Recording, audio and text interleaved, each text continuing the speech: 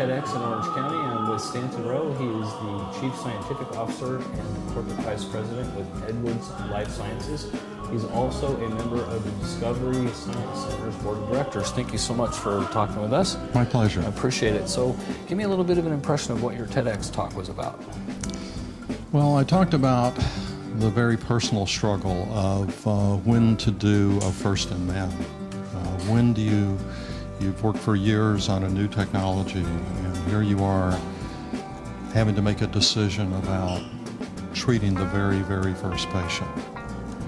And there's so much you don't know. Mm-hmm. It's a real challenge. And the one that we were personally challenged with in 2002 was a patient who was dying, actively dying, which is the worst kind of patient to treat. And so walking through that process of kind of sharing that decision-making was our contribution to relevance. Well, you know, it is kind of a leap of faith. You know, I know that there's a lot of people that are frustrated with the FDA system, and they think, well, why can't we just put it out there? And you're sitting here speaking of the challenge and the concern that you don't want to do harm, you want to help at the same time, right? That's right. So, well, a certain amount of regulation is absolutely necessary. It really is. Getting that balance right is the tough part. One of the things I noted in my talk was that we were the 43rd country in the world to get this technology. I think we got it right after Mali. Wow. So we can probably do better than that. But there needs to be regulation. We need to demonstrate that these products are safe, but getting the balance right between safety and contribution to health is the tough one. Right. I think the FDA gets hammered on the safety side, and there's not much pressure put on them regarding, we need this. Opening the door and letting us do what we need to do to save people's lives, right? Yeah. That's right. So I read a little bit about your background, and I must say, what an advantage being raised by a rocket scientist. And so, what's that like? Do you believe it's why you're into science now? Did it help you find your way to where you are today? Well, I think the key thing for me was to have two educated parents. My mother was a teacher, and certainly I was not afraid of math and science. Probably because of my father, so that made a difference. But I think also the advantage was that he worked for NASA, and what they did was real innovation, as far as I'm concerned. Right. I'm kind of a guy who's still striving to do that, but they did remarkable things that nobody could dream of.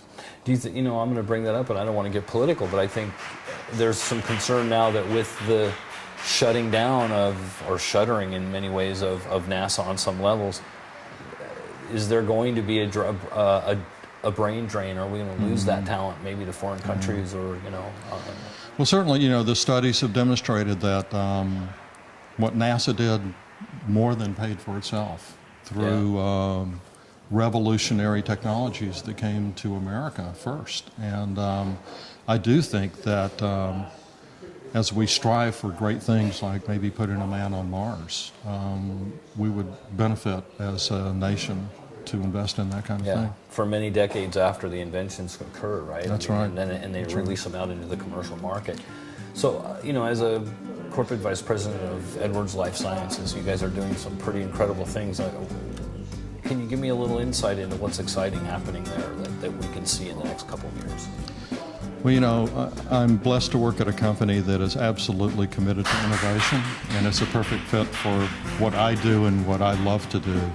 And that is to take the current kind of standard of care and make it less and less invasive for patients. And that does so many things. It lowers the pain, it lowers the time in the hospital, it lowers the cost.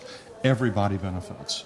Right. And so our focus for a number of years has been to do that, to reduce the complexity of these procedures and make them easier on patients. Right, right. Do you think there's going to be continued advancement? Is it going to slow down? Do you think it's going? Are we coming to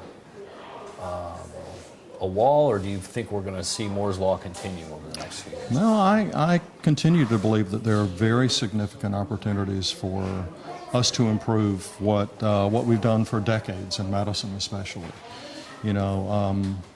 Doctors are trained to do things one way, and part of our job is to kind of break that down and say, gee, there may be better ways to do this. Right. And I think that there remain tremendous opportunities to improve many of the procedures that are done today. Well, thank you so much for taking the time to talk to me today. I very much appreciate it. My pleasure. Thank you.